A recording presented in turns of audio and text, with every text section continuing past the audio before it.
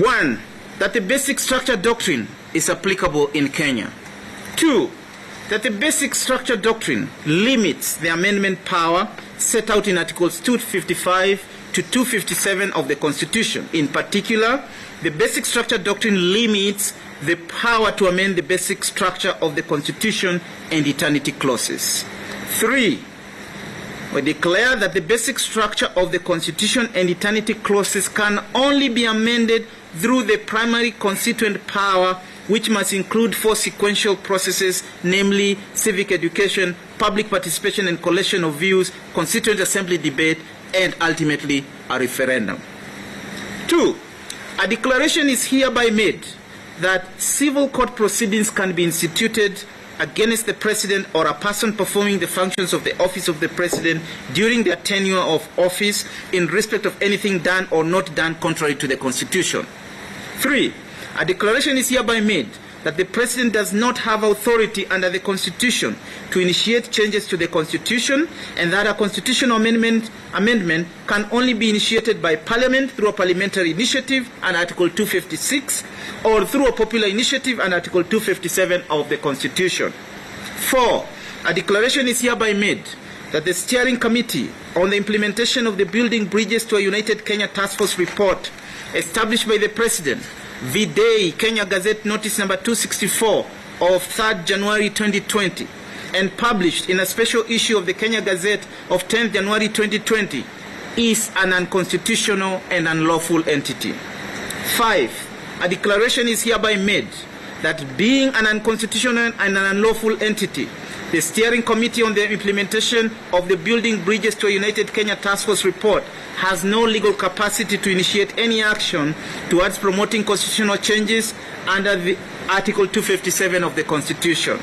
6. A declaration is hereby made that the entire BBI process culminating with the launch of the Constitution of Kenya Amendment Bill 2020 was done unconstitutionally and in usurpation of the people's exercise of sovereign power. 7. A declaration is hereby made that Mr. Uhuru Muigai Kenyatta has contravened Chapter 6 of the Constitution, and specifically Article 73, Sub-Article 1, Sub-Article A, Sub-Article 1, by initiating and promoting a constitutional change process contrary to the provisions of the Constitution on amendment of the Constitution. 8. A declaration is hereby made that the entire unconstitutional change process promoted by the Steering Committee on the implementation of the Building Bridges to a United Kenya Task Force report is unconstitutional, null, and void. 9. A declaration is hereby made that the Constitution Amendment Bill 2020 cannot be subjected to a referendum before the IEBC carries out nationwide registration exercise. 10. A declaration is hereby made that the IEBC does not have quorum stipulated by Section 8 of the IEBC Act as read with Paragraph 5 of the second schedule to the Act for purposes of carrying out its business relating to the conduct of the proposed referendum, including the verification of signatures in support of the Constitution Amendment Bill and Article 257(4) of the Constitution submitted by the Building Bridges Secretariat. 11. A declaration is hereby made that at the time of the launch of the Constitution of Kenya Amendment Bill 2020 and the collection of endorsement signatures, there was no legislation governing the collection, presentation, and verification of signatures, nor a legal framework to govern the conduct of referenda.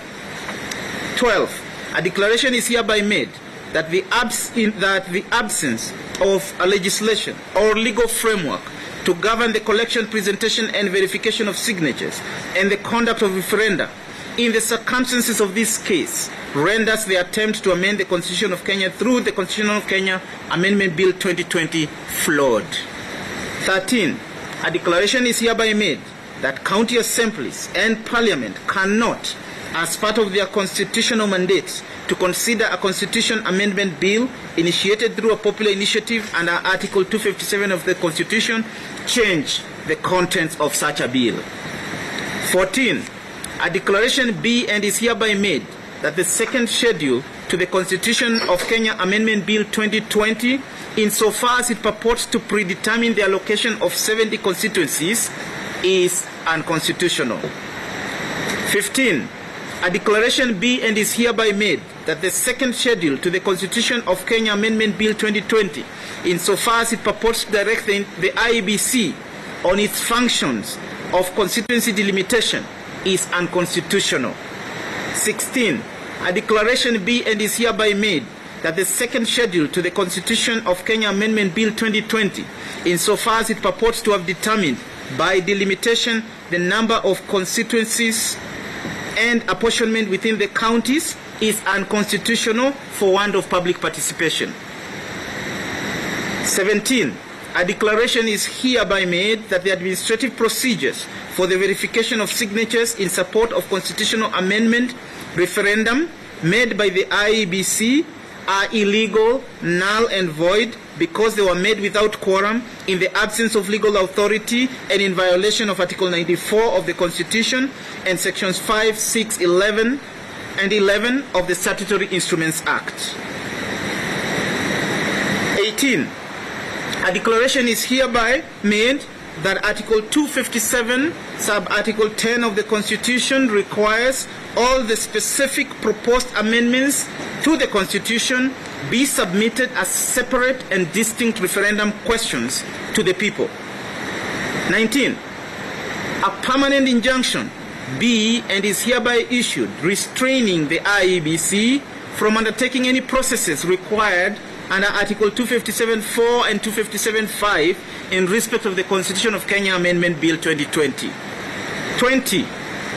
The prayer for an order that Mr. Uhuru Muigai Kenyatta makes good public funds used in the unconstitutional and constitution change process promoted by the Steering Committee on the Implementation of the Building Bridges to a United Kenya Task Force report established by Mr. Uhuru Muigai Kenyatta is declined for reasons that we've given in our judgment.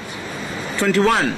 The prayer for the orders that the Honorable Attorney General to ensure that other public officers who have directed or authorized the use of public funds in the unconstitutional constitutional change process promoted by the Steering Committee, by the BBI Steering Committee, make good the said funds is also declined for the reasons we have given in our judgment. 22. The rest of the reliefs in the consolidated petitions, which we have not specifically granted above, are deemed to have been declined. And lastly, this being a public interest matter, parties shall bear their own costs. But before concluding, we take this opportunity as a bench. This is on behalf of my four colleagues. We wish to express our sincere appreciation to the Council and parties who appeared in these consolidated petitions for their well-prepared pleadings and their well-researched arguments and submissions. If we have not referred to any part of the submissions made or decisions referred to us, it is not out of lack of appreciation for their industry. That is the end of our judgment.